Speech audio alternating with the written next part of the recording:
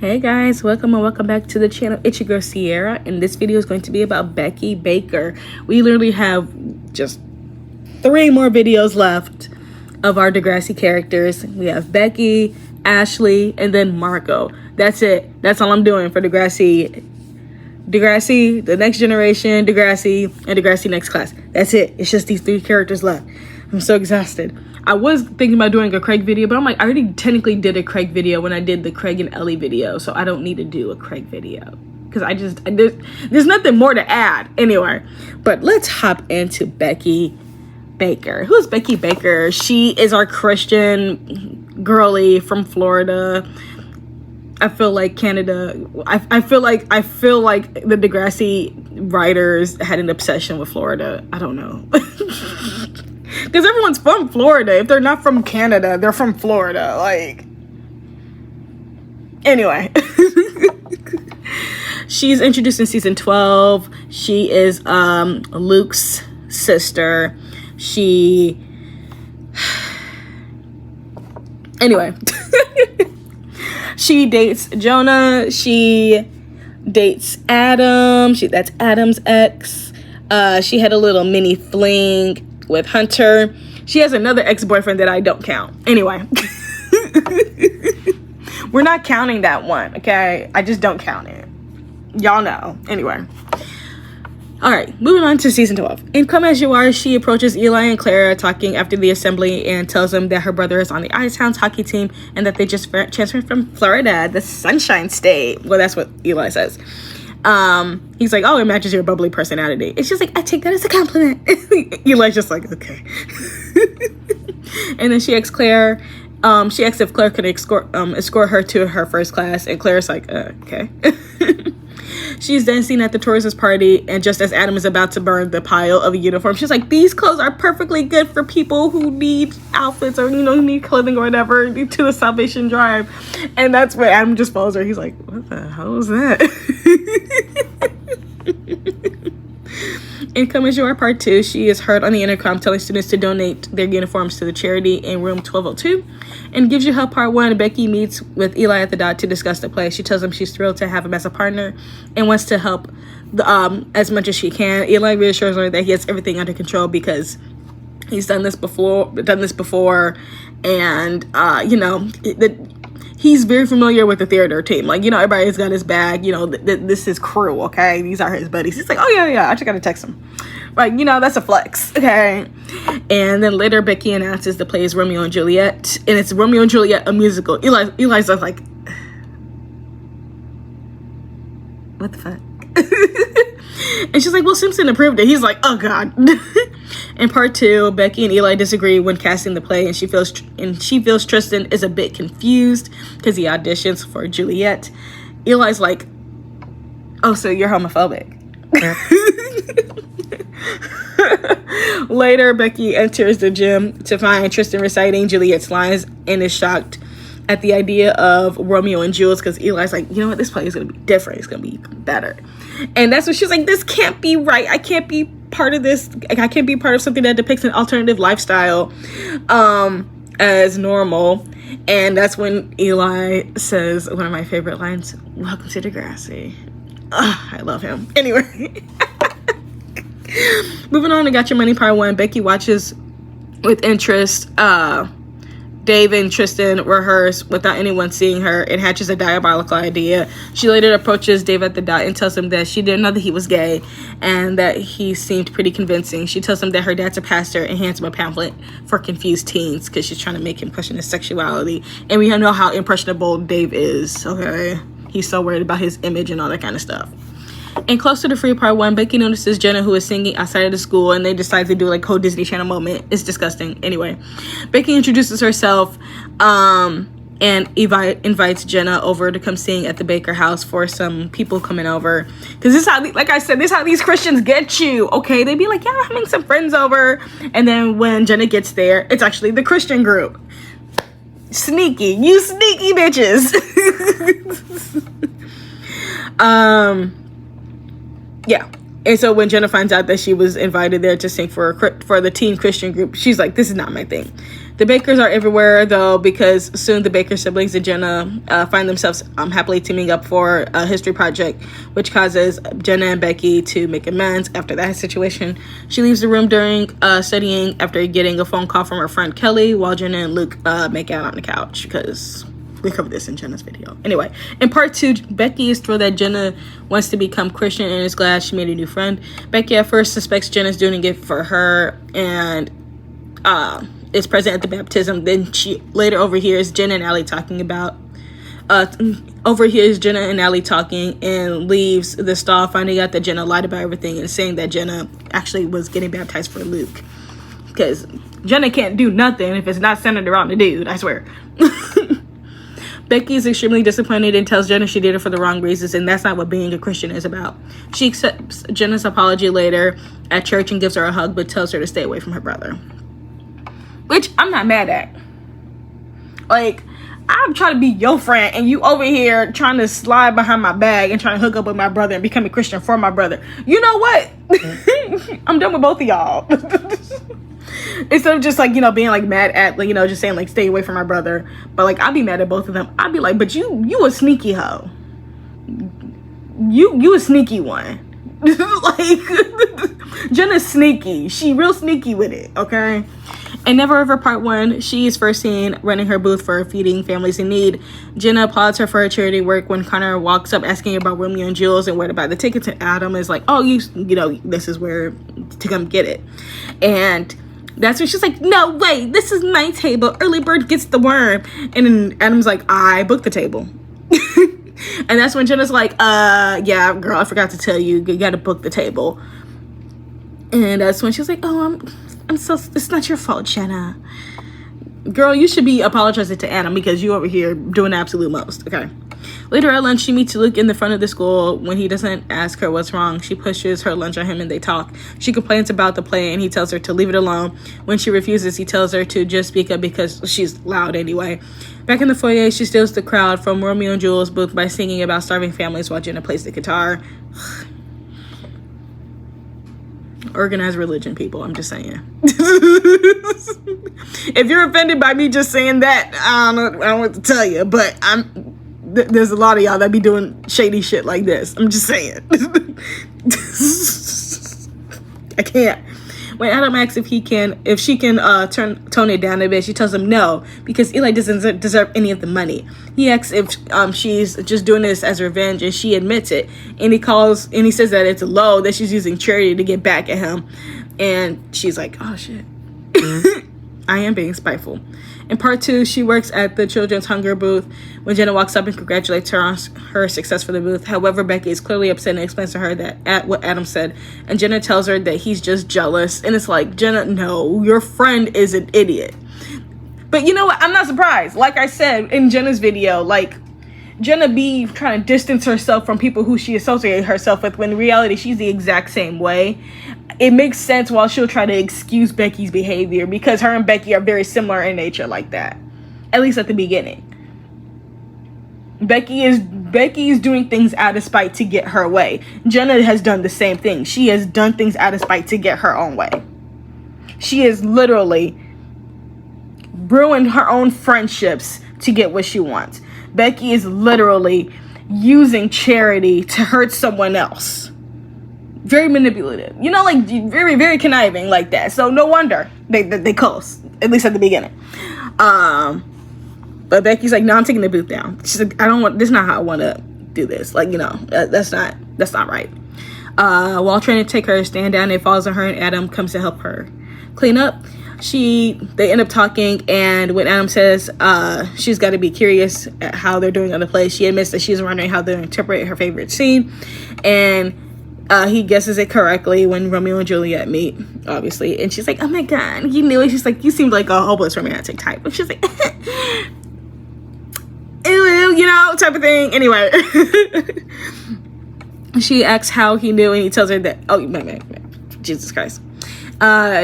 He ends up inviting her to watch it with him, and it leaves her happy. Later, she tells Jenna about the incident and how happy she is to have met him. Jenna asks if her parents would let her date Adam, and Becky tells her that she's allowed to date. Jenna says that he's trans, and Becky thinks that means transient. She's like, oh my god, he's homeless? No, girl. But Jenna's like, no, he's female to male transgender. And that's when she's like, oh my god, so he's a she? First of all, Jenna, that is none of your business to out anybody. You cause more, girl. Jenna's the reason why they started this mess in the first place. This whole whiplash. Like, Becky just got to know him. Like, Jenna, you can let her have 2 minutes. Let them figure that out, okay? Annoying. In Screen Part 1, Becky starts off the episode by making picket signs saying gay play, no way, and other homophobic lines. Dallas tells her that it won't work because they are mad homophobic, but she doesn't listen. She basically says freedom of speech is never wrong, hiding her secret feelings for Adam, obviously. Becky is talking to Jenna while Adam waltzes in, seeing her picking signs in class. Adam says, "I guess this means that we're not going to see the play together." She's like, "Sorry, I didn't think I was." She tells Jenna after the whole fight she thinks that she got through to Adam because it was so stupid. It was so stupid. The argument makes no sense anyway, but whatever. But anyway, yeah, she's like, I think I got through with Adam, and I was like, okay, whatever. And Jenna's just like, okay, girl. The teacher then assigns the two of them together for the project, but they both try to protest against the decision. Then Miss Dawes says, like, oil and vinegar you may not mix easily, but you'll make a delicious salad dressing. And then they smile, unaware of others also doing the same. Later, Becky is seen next praying in the washroom for Adam. But this is funny though, because Miss Dawes be hooking up everybody. She hooked up Eli and Claire. I think it's the same season too. No, this is season 12. Oh shoot, when did... No, that was like season 8. But Miss Dawes is on a roll. She hooking up everybody, okay? She said, y'all gonna get over it and get together, damn it. Okay? Let it go. Y'all be okay. Okay, later on, Becky confronts Adam as he comes to the door. She mentions that everyone else at the school thinks how she feels is crazy, yet 2 million Baptists think otherwise. 200 million Baptists think otherwise. Adam comments on how he also went to church growing up, and Becky's flustered. She's like, oh my god, you did? Jesus Christ. Anyway, yeah, Becky still goes on saying how he can be saved and that homosexuality is unnatural. Adam pulls out a mollusk and says that it's 70 million years old, and she's like, oh my god, wow. He's like, so you can... But the Bible says that the world is 6,000 years old, but you can look past the Bible for a mollusk, but you can't for two dudes in love. That makes no sense. Also, organized religion sucks. Anyway. He also says that because of people like her, he's been bullied physically. Like, remember, he recounts when he was thrown into the doors, remember Fitz and all that mess. Becky says that she would never do anything like that. In return, Adam says that...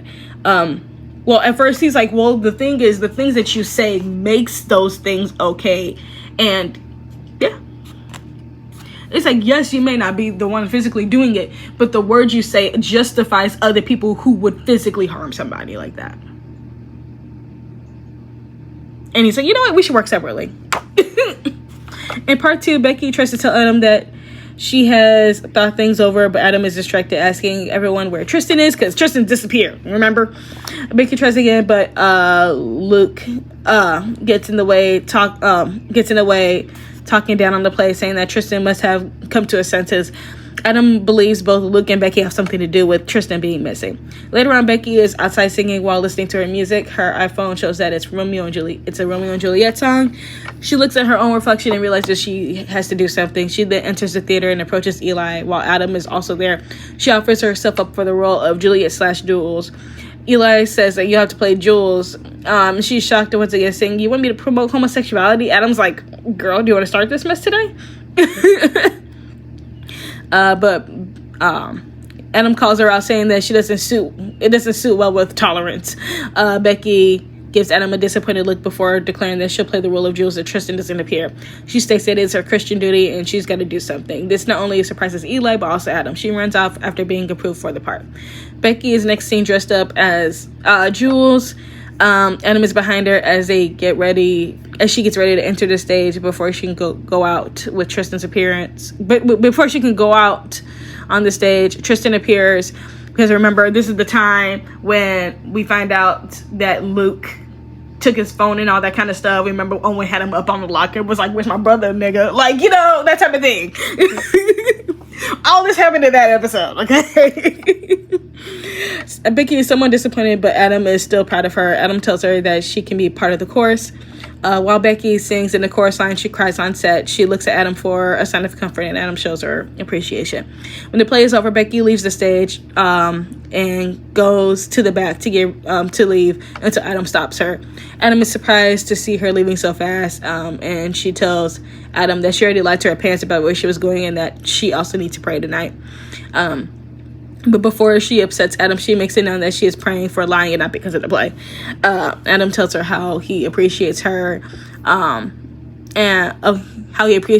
except actually supporting the play and taking on the role of a man. Becky smiles and tells Adam how he made her only dream come true since she came to Degrassi, which was being part of the play in general. That's when they hug each other. They get that look in their eyes, They hug each other, and then she leaves. Anyway.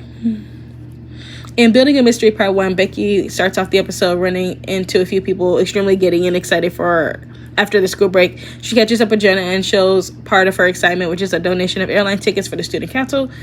Jenna is like, "Oh, what's going on? What are you so excited for?" And then as they're talking, she bumps into Adam. And she's like, "Oh my God, I'm sorry, Adam." He's like, "It's okay." And he smirks and says that she's like, she's like a twig or whatever. He's like, "Yeah, you didn't hurt me too much." Becky laughs and they try to build up a conversation, stumbling by saying like, "Oh, like happy Romeo and Jules is done." Not that she should be happy. It was like, you're entitled to entitled to your feelings and however you feel. I'm just like baffled, girl. She is something else. Adam says he has class and Becky follows back by saying, "Have fun."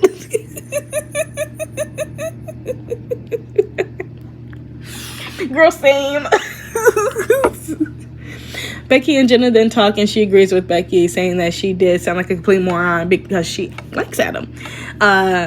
And she finally shows that she has more to be excited about than expressing that she does really like him, and she doesn't think Adam would ask her out because he already did and she ruined it. Jenna tells her to be the one to do the asking this time, and she's like, "You're right, it's time for a fresh start."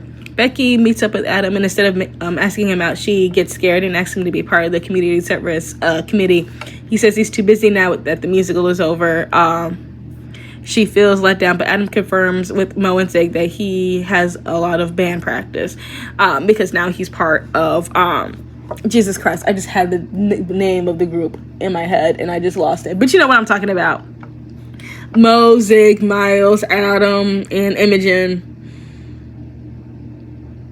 Oh my God, I just had it. Y'all know the band that no one speaks about.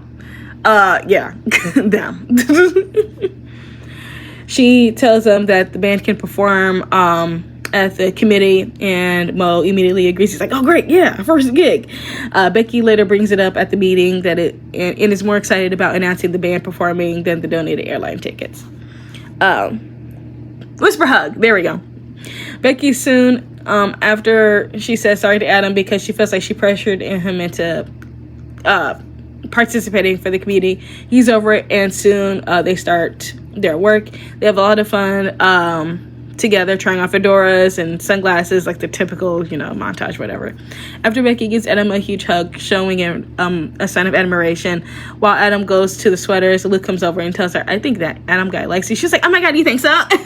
He says that whatever is going on should be ended, asking what their mom and dad would think. Becky is later glum in class, now thinking about what Luke said. Jenna asks if she found out if Adam likes her. She says that she's pretty sure, but that she's worried about her parents now. Jenna replies that they don't need to know and to simply keep her relationship with Adam a secret. Becky agrees after some hesitation and texts Adam that they need to meet up. He replies that they can, and as soon as they meet up in an empty hallway, Becky finally admits that she likes him.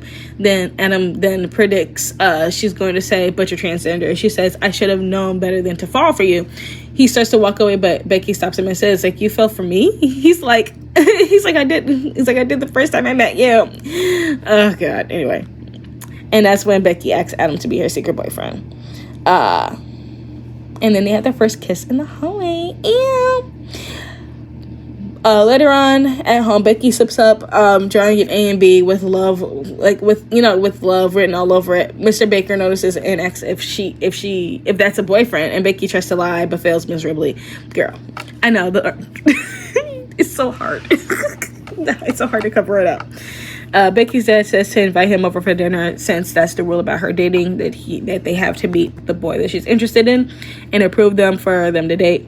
She calls Adam up on the verge of freaking out, and he reassures her, like, don't worry, I'm a boy. That's how you saw me the first time you met me, right? But Becky is feeling anxious when he comes over to the dinner. It's going great, except for the fact that Luke is trying to ruin it by dropping subtle hints about Adam's transgenderness. Becky answers the first question for Adam, obviously scared, and describes his family as normal and Catholic. Becky's father gives Adam a high five when Adam manages to stump her by asking her what his favorite movie is, and she says he doesn't know, and Luke says that he's very brave for dating his sister. Adam and Becky hold hands underneath the table, and the night ends with Becky obviously worried yet still happy that it worked out so far. In part 2, Becky starts off the episode not acting like her normal perky self as described by Jenna. Jenna tries joking with her and acts like, have you seen my friend Becky? And that's when she says that she feels guilty for lying and that she's terrible at keeping secrets. And then she explains how they want to meet Adam's parents, assuming that they'll find out the truth about Adam being transgender. Jenna suggests telling them the truth, assuring her that her parents won't mind referencing to when she got baptized for a boy, yet her parents still allowed her to be friends with her. That's just because they're misogynistic and male-centered. They got nothing to do with being transgender. Jenna is completely different. Completely different. But you know what? Her brain don't know that yet. I don't know what Jenna knows. Shoot. Does Jenna know anything? I don't know. In the next scene, Becky and Adam and Jenna are both practicing telling the truth to her parents about Adam. And they're just like pretending. Anyway. And things are going pretty decently when Becky, she's like, you know what, God doesn't make mistakes. He made Adam exactly who he's meant to be, blah, blah, blah. And that's when Emma's like, so a girl. It's just like, God damn it. So everything, but she's trying. Anyway.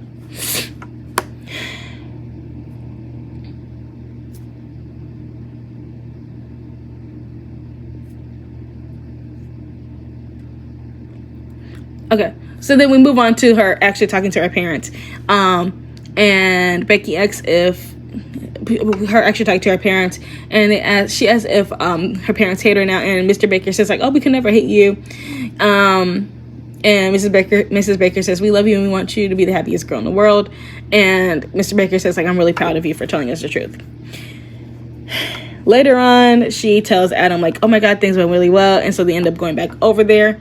And that's when they get hit with the situation.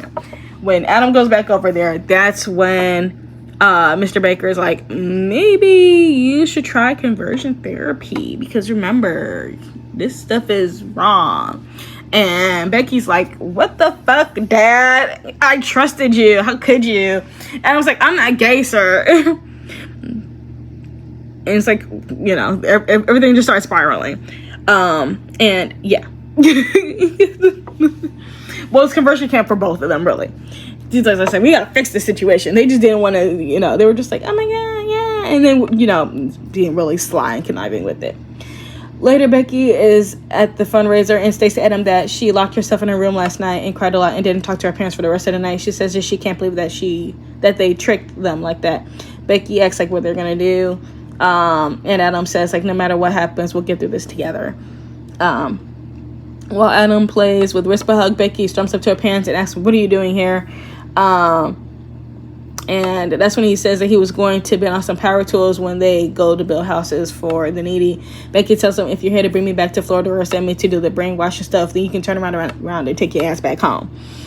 And he's like, that's not why we're here. She's like, what, are you gonna here to disown me? Like, she starts spiraling. I said, damn, Becky. And then she explains what's more that Adam makes her happy. And she says that he makes her happy now. They say that he makes her happy now, but in the future, it's gonna cause some issues, whatever. She's like, her father asks like if she wants kids, and says that it won't be possible with Adam, which is incorrect. Also, you don't have to have sex to have kids.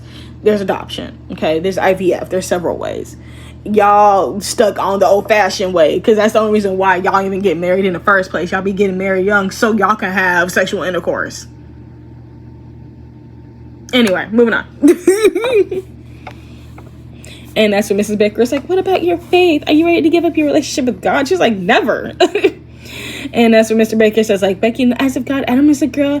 And you know what the Bible says about homosexuality, which was written into, like, the 15th version, okay?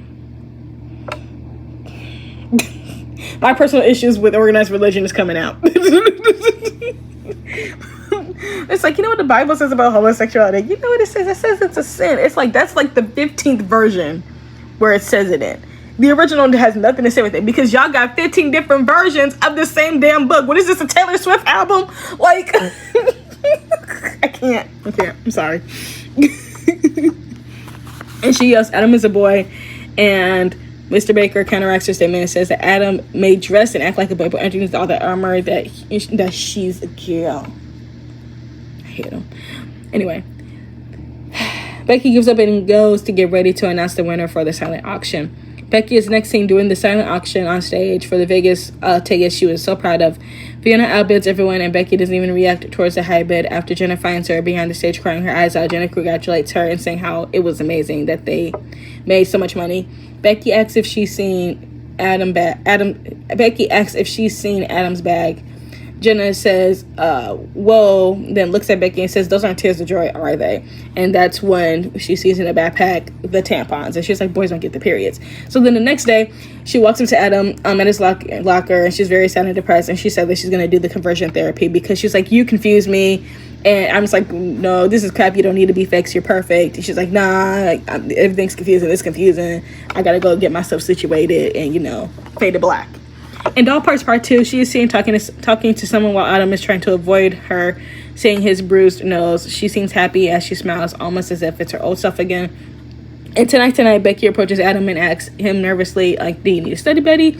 She holds a smile, but it fades as Adam places his book bag on the seat. She's like, oh, okay. Anyway. She walks away just as Dave walks in, and then that's when Dave was like, oh, what's going on? He's like, I just really hate Becky Baker. You know how we really like impulsive teenagers used to do, okay? And they're like highly annoyed. Later on, Becky is dropped off outside of the restaurant by her father while he finds a parking spot. And that's when she sees Adam over there. And she walks over to him, and Adam asks if she's stalking him, and she gives her one of her famous looks and states that she is getting dinner with her dad, who is parking the car. Adam is like, oh, well, you should hide now because you don't want to be seen. You shouldn't want to be seen with an abomination. She's like, what the fuck? Like, didn't say that. Did you read my email? He's like, oh. Adam tells her to go like far away from him, and she's like, I wrote in my email that it's not working. The therapy, it sucks. It doesn't cure feelings. Like, I still like you. Like, and you're a boy between the ears, and that's where it matters. And that no therapy could ever change that. And that's what her email says, and that's what she's been trying to tell him, but not knowing that literally Adam is on the date in the moment going out with Missy from the contest thingy. Remember, at the same time, Adam is having this whole situation with Missy, and then the rest of the mess that goes on with that, and we see Chaz Bono. Yeah, that chaos. Yeah. In the second part of the episode, Becky is seen in the background once again staring at Adam, and she gets ready to take her final. After the 2-hour test, Becky gets up and starts to grab her things as Adam approaches her for once.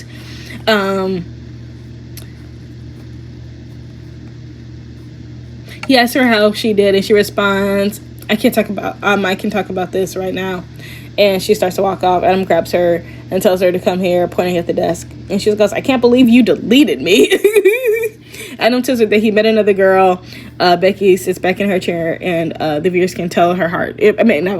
Jesus Christ. Adam tells her that he met another girl. Becky's pissed.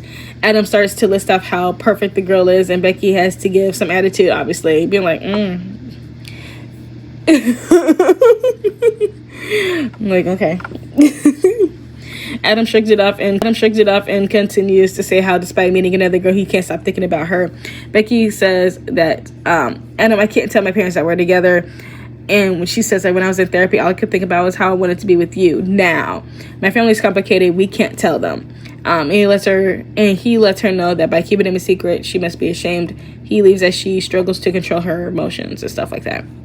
And the next time Becky is seen is when Adam comes to her house, and she is shocked and doesn't understand why he was there. She starts to say about her parents that if they come here and catch us, Adam tells her that he doesn't want her to get in trouble.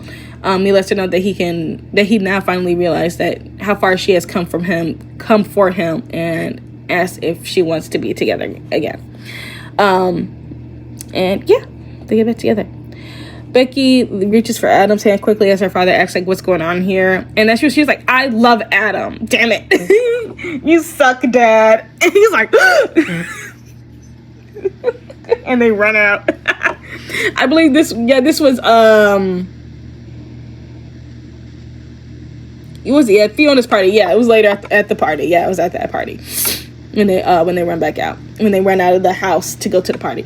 They walk into the party, both happy, and they're like, I can't believe I walked out on my dad with you. He's like, oh my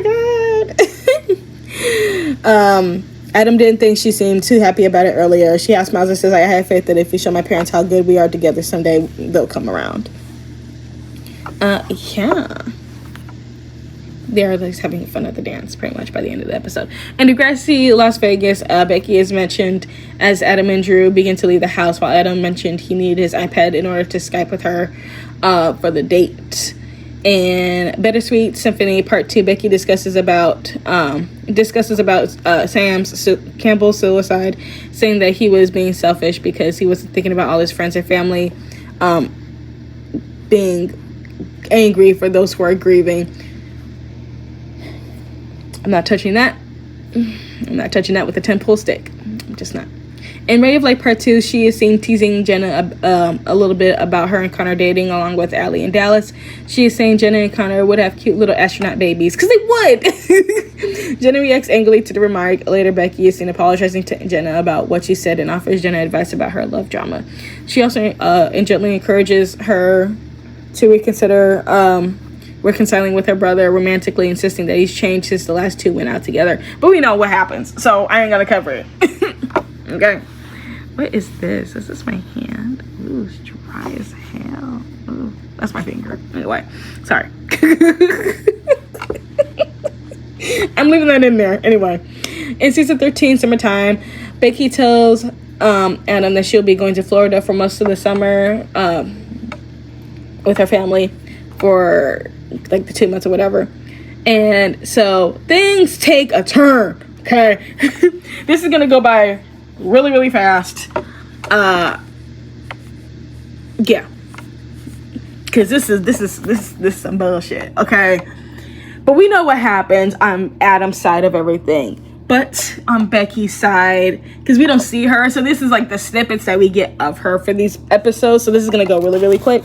But pretty much she is seen alongside Imogen and Adam at a concert where Imogen asks if she's going to be lifeguarding on summer. Becky confirms she intends to. Imogen asks her if she's going to be sharing female co-workers, and Becky says that the majority of them are actually guys. And she's like, oh my God, they're so funny. Adam is very uncomfortable because, yeah. Anyway.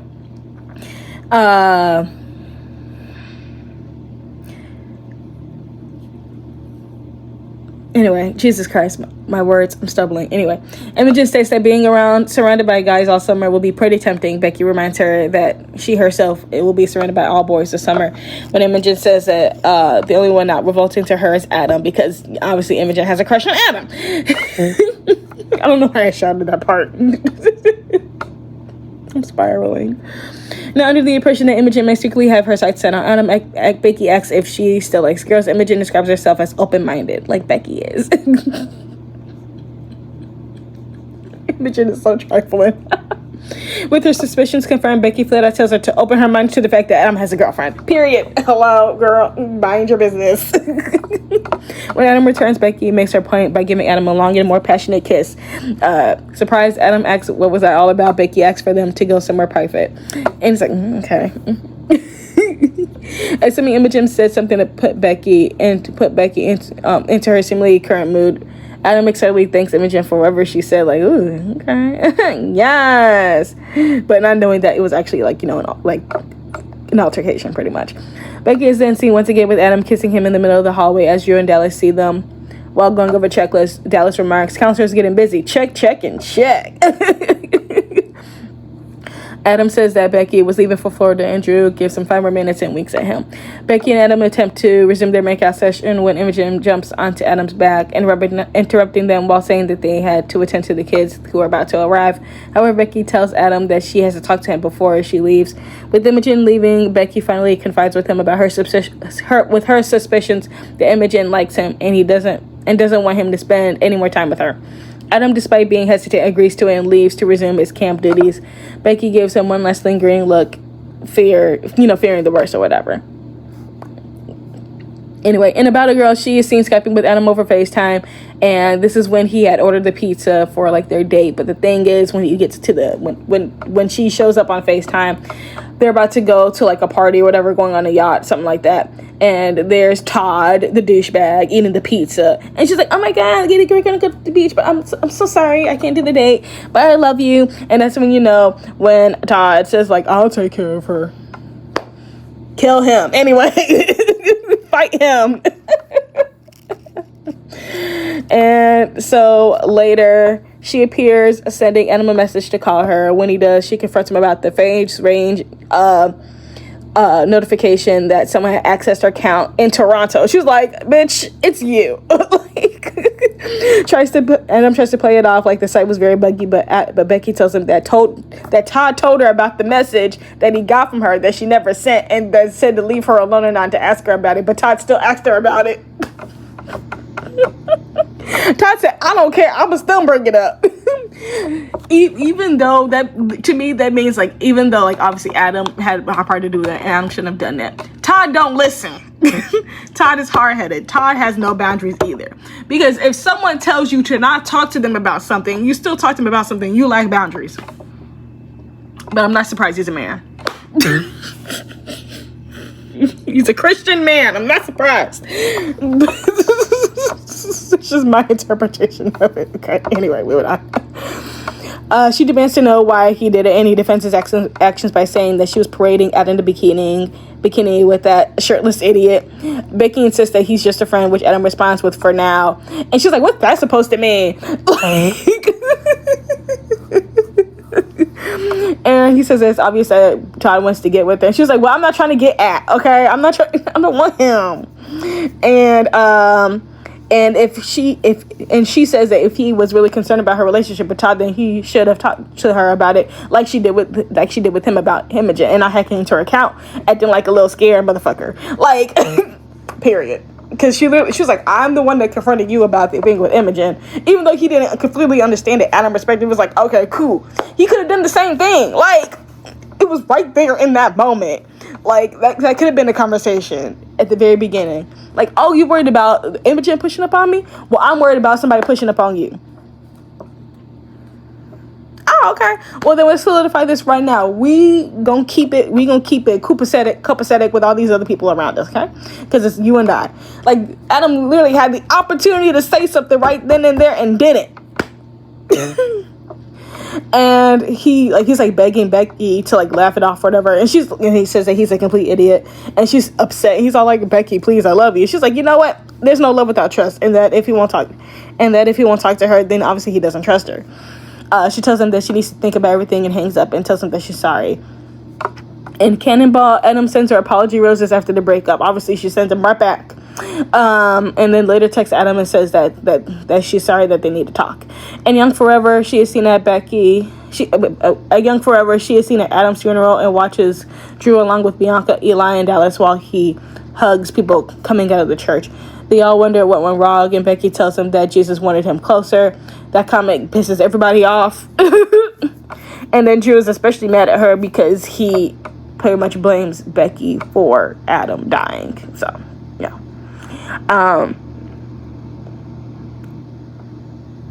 Yeah.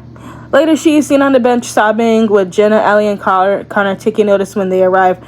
Jenna asks her why she's not at the reception, and she says that Drew doesn't want her there. Jenna says that she deserves to be there as she was Adam's girlfriend, but Becky explains how she fought with Adam and that they needed a break. Which, that doesn't matter. She still got a right to say goodbye to her boyfriend, okay? Just because you mad, first of all, let's start there. Drew always want to blame somebody else. He wanted to blame Allie for the fact that he's stupid, he can't do his homework, okay? He blamed Bianca for the boiler room incident instead of the fact that he cheated on his own girlfriend. And now you want to blame Becky for the fact that your brother's dead. Becky ain't had nothing to do with that. Your own brother decided to hop in a car trying to call her back because he was spiraling, okay? There was no one at fault in this situation. Not Drew, not Adam, not Becky. It's a freak situation, a lot of emotions, being a teenager, and it ended up in a very tragic incident. But do not put this on Becky, okay? As much as I don't like Becky, especially at the beginning, don't put this on her. That's really fucking ridiculous. Don't do that. That's insane. Okay. Anyway. She then sets up a memorial for Adam with the help of Jenna, Allie, and Connor. She and Connor place a chair in the center, and she says it's for Adam. Allie, Jenna, and Connor, they're weirded out by it, but Becky tries to convince herself that it's a good idea. It is a good idea. Okay? And she's scared that no one will show up, but then people do show up, and then they have the memorial for Adam, and they play the video of all the memories of Adam, and that's when she says that she feels so lost without him, and she says her final goodbye to him. Yeah, very sad. Anyway. And this is how we do it. She is seen trying to find a seat at the assembly, and Imogen says hi to her and asks if she had a fun summer. And that's when everyone's like, oh, she's like, I'm sorry. Later, she is seen helping Claire convince Drew to start a texting and driving campaign. And You Got Me, she comments on how the beach bash reminds her of Florida. Dallas asks her if she was ever a secret Miami club DJ, and she says she was referred to as DJ Shake and Bakes. And then says music is the devil's music. Dallas is surprised, and Becky walks away saying that nobody gets her jokes.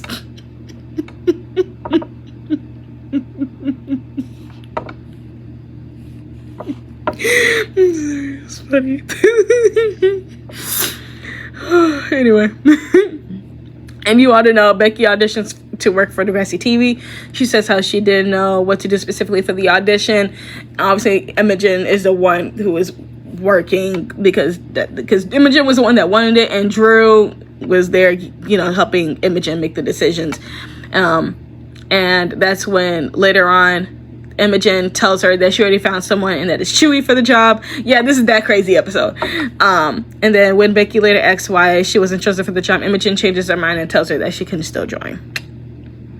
And everything you did wrong while she and Imogen are working on the designs for DTV. She asks why Adam was so frantic to call her. She tells Imogen that nobody is willing to tell her what really happened and simply to keep telling her to move on with her life. However, she insists she can't until she knows what caused Adam to be so desperate to contact her, and believes that Imogen will tell her the truth. Despite this, Imogen tells her she needs to leave in baking, which makes Becky upset. Later on, Imogen doesn't tell her what actually happened during the summer, but instead tells her that Adam truly loved her, and that's why he was so desperate to call her, because he missed her so much. They hug, and Becky receives her closure, because it's like, what's the point? What's the point in saying, oh yeah, I made out with your boyfriend and then he was speeding to make up with you? Like, what's the point of saying that? Like, I respect Imogen for just leaving it at that. Like, you know what? Let her have her last memories of her boyfriend be good memories, because that is unneeded. It's unneeded to have that little tidbit. For what? For what? It was like 2-second kiss. It got interrupted by Dallas, I believe it was. So what was the point? Anyway. In Black or White, Becky does makeup for Drew before his interview with Weston. Does makeup for Drew before his interview with Weston. It tells him to stop squirming.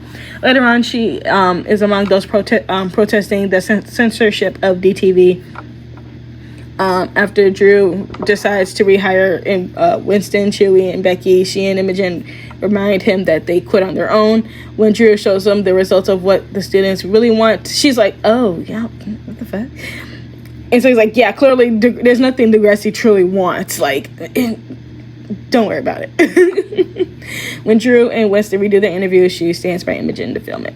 And Dig Me Out, Becky sits in the classroom with Luke while Imogen is presenting a project without a bra on. When Luke makes fun of Imogen because it's like, oh, it's a little nippy in here. Like, sir, why are you looking at her boobs? Creepo. And Becky swats him. Later on, Becky records Imogen's protest against the school dress code. Becky tells Imogen that using Degrassi TV for it isn't the best idea. She says that M. Simpson will be angry and can even suspend her, but Imogen doesn't want to step down. Becky is later seen with Imogen walking to the resource center. They both notice that the room is full of girls wearing bras on their shirts, not underneath them. And it's like, oh yeah, we're doing the movement. Exactly. This is that episode. Later, Becky sits down with Imogen in the cafeteria and gives her a cup of coffee. Imogen shows Becky the school dress code, and they find it's completely sexist, obviously. And she tells her that she made an anti-Degrassi dress code face range page, which leaves Becky shocked. In Power to the People, Becky sees Imogen walking into the school in a nun's outfit. Becky tells her that many people saw her face range page. Imogen is thrilled when suddenly a group of picketing girls comes their way. Becky doesn't like the revealing clothes that they're wearing, but Imogen is still impressed. And this is when the speech goes left, and this is when we find out the reason why the girls like to dress the certain way that they do. Yeah. Y'all remember that, because this is the episode with Frankie in it, so yeah. Anyway. Moving on. The next day, Becky helps Imogen in walking into school because she's covered her eyes with her hand. Imogen tells Becky that after introducing the new dress code, she's scared that the girls will only show up in their undergarments. Then Frankie and Keisha approach them dressed casual. They tell them that Imogen is their hero and they didn't want to ruin everything by dressing inappropriately. They smile and hug each other. They're like, yay! And Becky also tells Imogen she has mismatched socks on. Imogen tells her that it's intentional. And Unbelievable, Becky decides to do a segment on teen drinking and alcohol for Degrassi TV after pictures of Zoe being drunk at Miles's party. And she asks Luke to help her to find out more information on the story. He tells her that the reason people are lying to her is because she's too nice of a reporter. Becky brings up Zoe and starts to talk about how drunk she was at the party. Luke tells her to confront Zoe, saying that she has no proof of her drinking and not to give up until she answers. Upon asking Zoe about the incident, she tells Becky that nothing happened between her or any guys and demands that everyone leave her alone, and angrily smacks the camera out of Becky's hand. Becky's upset when she starts to think that she was cut out to be a journalist. However, Imogen shows her a video posted by Anonymous, the watcher, of Zoe being assaulted by two unknown guys, and now she's determined to find out who assaulted Zoe. And she starts to interview many people, but no one seems to know what really happened at the party. Becky later finds another video of Miles and Winston moving Zoe to the pool house, and she assumes that it was them. And that's when we get to the other POV, when Winston shows the images and like the coding on the thing, and he's like, oh, like, you know, the timestamps, like if you actually like focus on the timestamps, we weren't there. Like you click through it, that's not us, you know. And then we pan to Becky, who's crying in Simpson's office when the police are saying that you're making a false claim. False accusation. And she's like, oh my god, I really thought that they did it. And then Becky feels guilty about what she's done. Is comforted by Luke. She confides to him after he reassures her that anyone who gives her any problems should talk to him. However, Becky is still keen on solving this mystery, even though the cops and Mr. Simpson are now involved. Drew and Becky and Imogen come up with an idea to look at pairs of guys who were seen at the party together. While working, Grace spies on them and reveals that she is in fact the Watcher. She suggests that in order to find out the culprit, they should send an anonymous email to someone from each pair, and whoever reacts must be responsible. Becky agrees to go along with the plan. Later, as she and Imogen are following pairs of guys to see how they react, Becky hears two guys arguing. Much to her surprise, it's her brother and Neil Martin, disputing over the anonymous email that they received. Becky refuses to believe that it's her brother who raped Zoe and decides to do some further investigation. She sees her brother doing his homework alone and asks Luke for his phone, making an excuse that she forgot hers at home because, he's a dumbass. He's not thinking anyway. She goes to his phones and she sees the pictures of them assaulting Zoe. Yeah, Becky going through it, okay? Through the class window, Luke notices Becky searching his photos and he goes to stop her. Becky begins to cry as she cannot, she's shocked that her brother would do such a horrible thing. Her brother tries to persuade her to give him his phone back, but she refuses, saying that she still has to decide whose side she is on. When Zoe attacks Luke during the basketball game after discovering that he raped her, Becky restrains her and she's like, I have all the evidence. Take it to the police. Get this shit handled. Luke's like, Becky. She's like, no, back up. The next day, she hugs Zoe, who thanks her for everything she had done, despite the fact that it was her own brother. She states that it's not going to be easy, but it's important to do what's right. And what it's like, Becky is sitting in class with Imogen and discussing what to wear at the semi-formal. Imogen tells her that she will help her find the perfect dress, and Becky thanks her for being such a good friend since things have been really hard for her due to the thing. This is when Jack is introduced. Whatever, I don't care for her. Anyway, Jack is being very aloof, and Imogen's like, oh my god, she's cute, and Becky's like, if this little Taylor Swift lookalike don't get away from me, I swear for God. Yeah, she's very uncomfortable when Imogen invites Jack to their group and puts on a polite smile. She is confused when they start talking about macchiatos and asks Imogen what that is. Girl, I would too. I'd be like, what the hell is a macchiato? I don't know none of these damn drinks. Like, what is a matcha? Like, what is in a matcha? Is it actually good? Anything green, I equate to like a spinach smoothie, and I will never drink it. So I'm never gonna have a matcha. Like, it's just a valid question. And the only reason why Imogen was acting like that was because Jack is aloof and annoying. At Becky's house later that day, Becky awkwardly tries to make her way into the conversation by commenting on the new Taylor Swift album. After Imogen and Jack are talking about indie bands, Jack initially thinks Becky is joking about Taylor Swift, but then realizes that she's being serious and that says that she's sure it's poppy. Becky is embarrassed and agrees that it is. She keeps trying to follow the conversation, but keeps making wrong moves because by identifying Jack's ex as a he, in which Jack corrects her by saying that it was a girl, that she's gay. Becky then reminds Imogen that they had shopping plans after Jack invites Imogen to the art gallery the next day. Imogen invites Jack without Becky's approval. Becky it tells Imogen that she doesn't mind, even though the look on her face clearly shows that she does, because don't invite that hoe. She walks in on Drew eating cinnamon hearts at school and questions her on how many friends Imogen had when she was with Fiona. He tells her they didn't have many friends and they were always kissing. So Becky tells him about Jack and how she thinks Imogen likes her. She tells him that she is sure that Imogen is going to ditch her once she gets with Jack, since it's already happening, but doesn't want to tell Imogen that she doesn't want her to date Jack because she's afraid of losing her.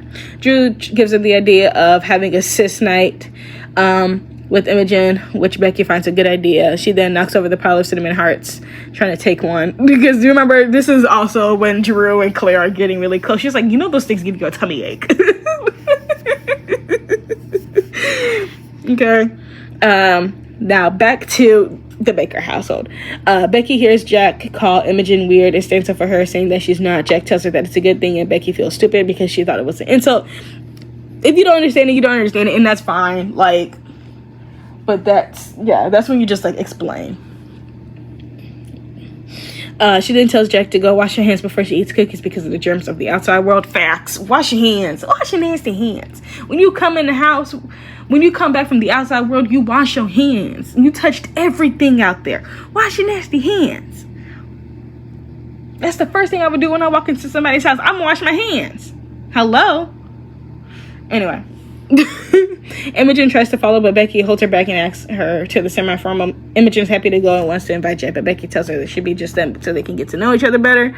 Imogen is saying it's the wrong way, while Becky doesn't think she's being flirty, but then calls Imogen the most important person in her life. She's confused when Imogen calls it a date, but shrugs it off and is just happy to lock her BFF ship with Imogen. And close to me, Becky is practicing her presentation with Imogen, and Becky is asked to hang back with Jack after Imogen leaves. Becky is visibly more catty with Jack now when Jack says she's going to ask Imogen to semi-formal, and Becky informs him that she's going to take her. Jack points out that she's not gay, and Becky says that, well, I like her a lot anyway. Jack then makes her feel guilty for leading Imogen on. She asks Claire and Drew for help in the student council room and tells them that she accidentally asked Imogen on a date when she wanted to get her to know her better, more intimately. And Drew suggests Becky become a lesbian or pretend to be one. Becky's like, what if I just take it super slow and I'm gonna kiss her? And then that's when Claire's like, how did you accidentally ask someone on a date? And that's when Drew's like, it's a lot easier than you think. It's like, Drew, we don't have time for this. At the dance, she's dancing with Imogen and having a good time until a slow song comes on and everyone starts to slow dance. Becky doesn't want to take things too fast and send Imogen the wrong message, so she isn't sure what to do. They bump together when Becky doesn't know what she's doing, and Imogen takes the lead as Jack watches. Becky realizes quickly that she can't slow dance with Imogen because it's too weird, and admits to Imogen that she tried to be a lesbian, but she can't go through with it. Imogen is glad, and Becky assumes that Imogen hates her, but Imogen tells her that Becky is the first girlfriend she's had at Degrassi who isn't her real girlfriend. They both agree that they'll be best friends and share a hug. She finds Jack outside the dance and asks her how the punch is. She gets to the point and asks her if she knows how to share, saying that she wants to share Imogen. Jack says that she doesn't want to get in between them, but Becky tells her to go and dance with Imogen, telling Jack that she did lie about being a lesbian and that Imogen would love to dance with Jack. She then tells Jack that they might be friends. When Jack tells her she wishes she had a friend like Becky, Becky is happy when Jack leaves to go dance with Imogen. In Army of Me, Becky is seen talking to Claire, saying that those two finish each other's sentences, and then tells her no wonder why the entire school is thinking that something's going on between Claire and Drew. And enjoy the silence. Becky's in the room with Allie, Drew, and Claire and Jack taking the lie detector test. And how bizarre, Becky feels her parents hate her when she says to Imogen if Luke goes to prison, they'll never talk to her again. Imogen responds that she did the right thing for reporting him and says that I'm sure your parents will understand that. Becky asks why they're being so cold. It feels like a big emotional freezer at home because your parents are misogynistic. Anyway, Imogen says, I don't know. I said, I don't know. They are your parents. They love you. Becky says that it doesn't feel like her parents love her and that she's been thrown to the wolves. And so she feels very alone. This is when she starts playing Realm of Doom to escape her family problems. In My Hero, Imogen convinces Becky to find out who Sir Excellence is. And this is when they find out through Chewie that it's Hunter Hollingsworth. And that's when she tries to shut it down. And that's when Hunter finds out that it is her. Because he's like, well, you talk about Florida and Jesus a lot.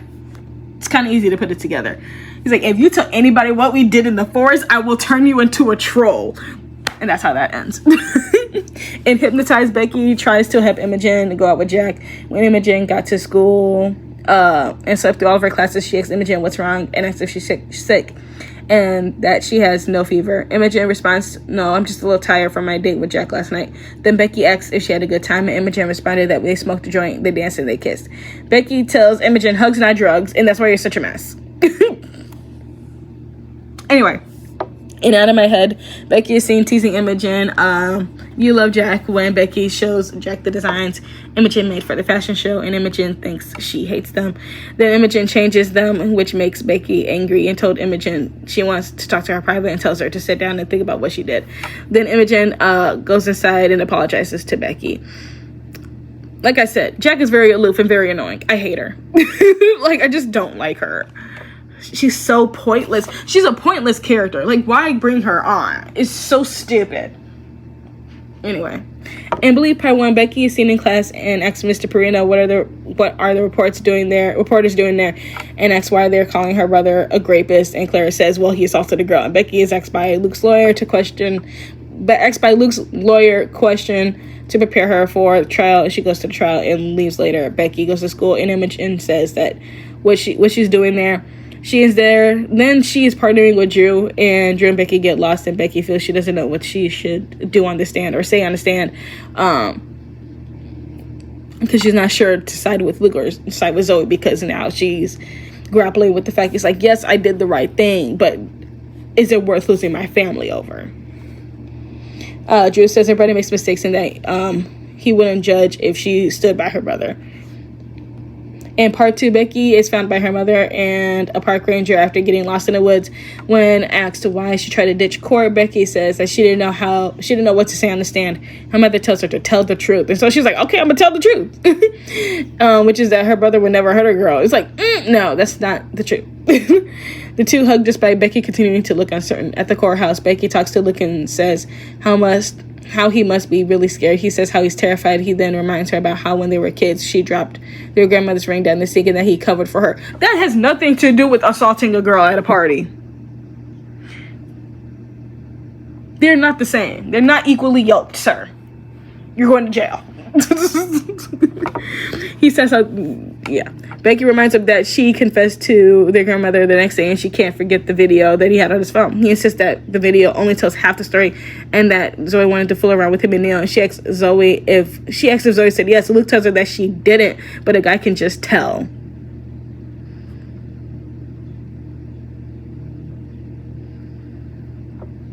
I'm silent because I can't. I understand. Becky answers the lawyer's questions and when asked why she reported the assault to the police, she brings up the video she saw on her brother's phone. She is asked to give details about the scene in the video. She says how Luke was on top of Zoe, kissing her and filling her up. She is asked if Zoe was conscious during it, and she says that she isn't sure. When asked if her eyes were closed or open, she answers closed. She then answers no once again if the video ever showed verbal consent given on Zoe's part. Which is true. Luke's lawyer then comes up to Becky on the stand and tries to insist on how, since the video was only 3 to 4 minutes, then Zoe could have consented prior. Becky says Zoe could have, but she didn't. The lawyer says how Becky wasn't present at the party and asks if she could possibly know Zoe didn't consent. Becky, with tears in her eyes, and she stares at Luke, reveals how Luke told her that morning that Zoe never said yes. During the verdict, both Luke and Neil are found guilty for CP and assault. As Luke hugs their parents in the send-off way, Becky is crying the whole time and she's trying to talk to her mom, and her mom's shunning her. But I'm like, she's like, we can get together, we'll do this as a family, and her mom's like, I don't think we can. Like I said, your family's misogynistic.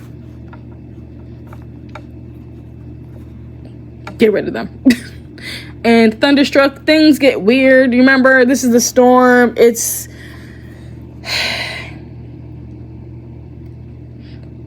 so Luke gets 2 years. That's it. He should get life and, get castrated. But that's just my point. Anyway. There's the storm, and she feels really guilty and feels very upset for everything going down in her life. There's the whole Drew of it all, but I don't want to talk about it.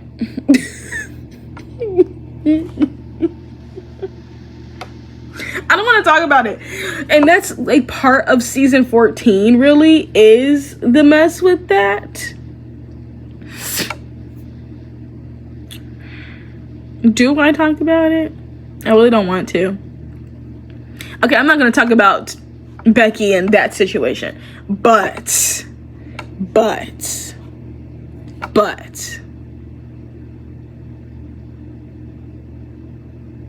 I will just go straight to Firestarter, which is the last episode. Becky is seen on the bleachers watching the competition. When Zoe goes missing, the team asks Becky to take her place. Later, Becky is performing and smells smoky and evacuates the school along with everybody else, because this is the other mess that was going on. Remember the whole Degrassi nude situation when Chewie was the one that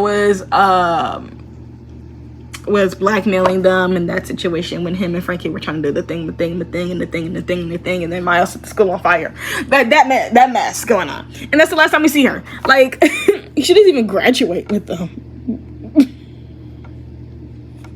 They just dropped her. Oh my god. So this leads to, what do I think about Becky Baker? At first I hated her, and then over time I just stopped caring about her. And in the end, she did the right thing. Her family sucks. Becky as a person, like overall, I feel like she's fine. She's a fine character. Like she's grown, she's learned along the way. She's done better.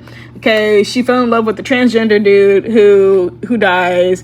The whole situation with Drew is weird. I'm not counting that. That's disgusting.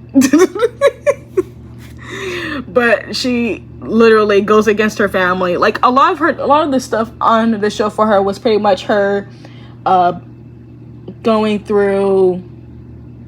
It was very much like it was trying to literally her entire time on the show was like either you choose a person or you choose your family. You choose a person or you choose your family. And I feel like that's a lot, especially you're putting that all on a teenager to like figure that out. Like she did that with Adam. It was either date Adam or choose her family and like not date Adam. And then with Zoe, it's literally defend Zoe and give her the evidence so she can have like a fair trial and she can, you know, get the closure that she needs and heal and all that kind of stuff, or ruin her family image.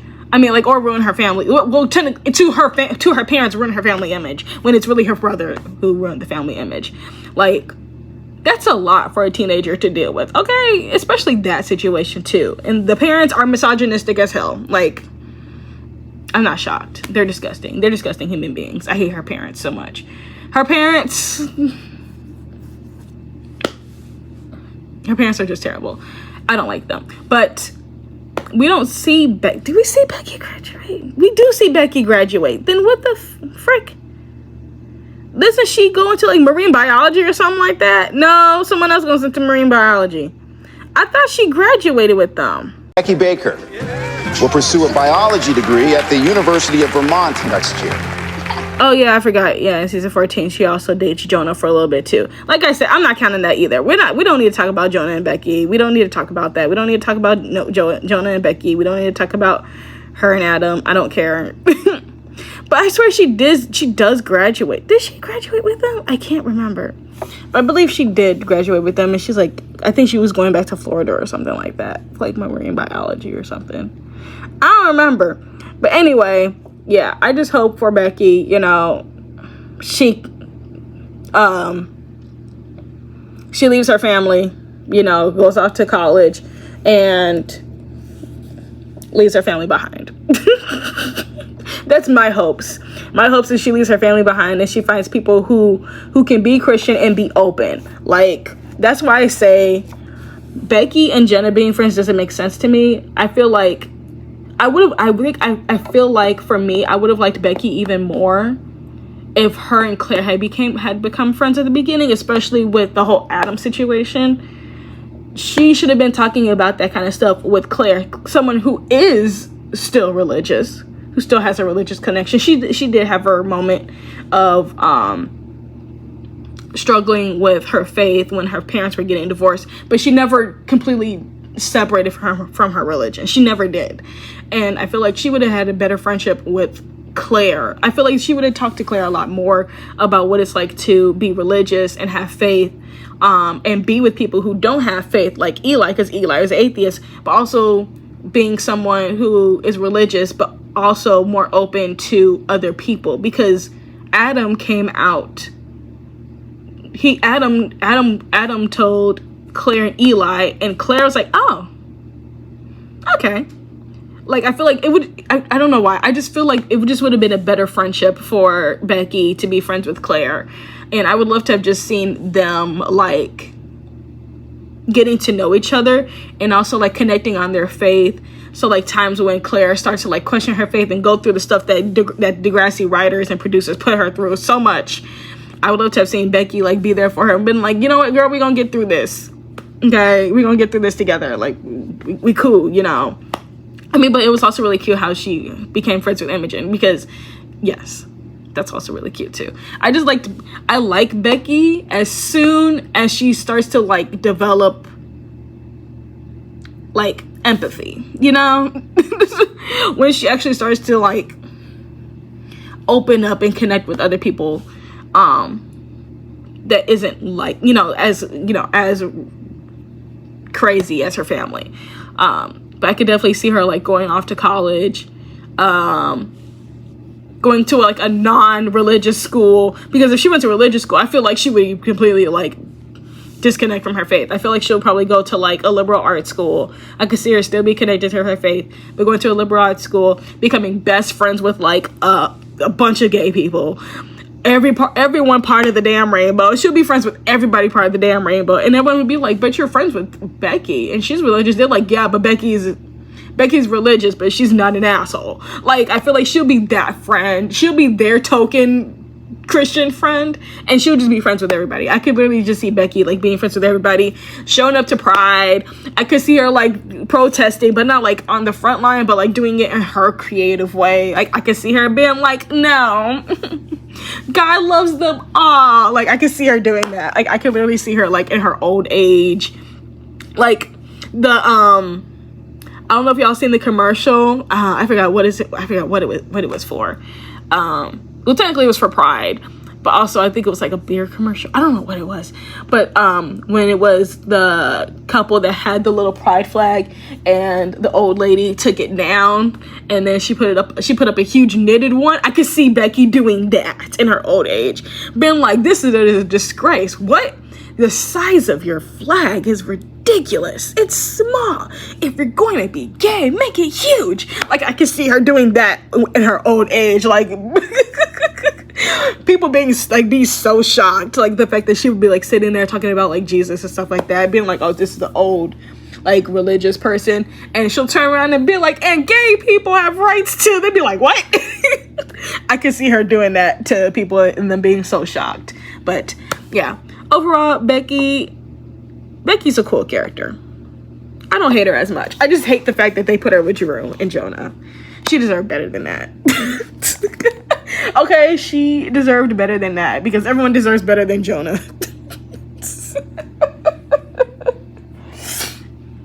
Okay, anyway, that's all I have for this video. If you like this video, be sure to like it. Comment below, what do you think about Becky Baker? And until next time, stay magical. Bye. Mwah.